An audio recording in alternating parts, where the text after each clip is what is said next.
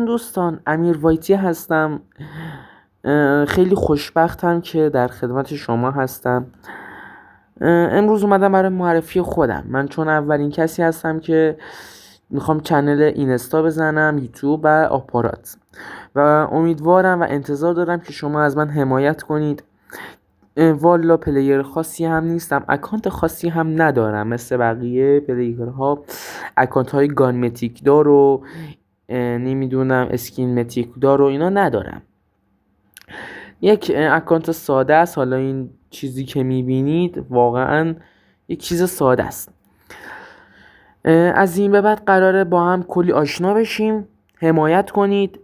اتچمنت های خوب براتون میذارم. خیلی اتچمنت ها قرار بذاریم، خیلی بیسیک و سنسیتیو قرار رو بذاریم. خیلی قراره کیف کنیم با هم دیگه.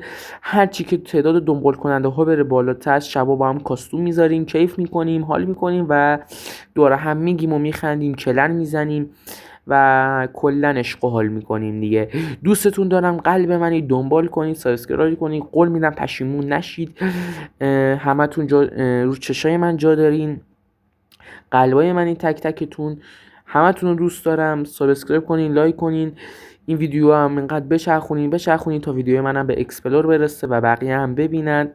و دوستتون دارم دیگه. همین، ممنون میشم اگر حمایت کنید. قلب منید.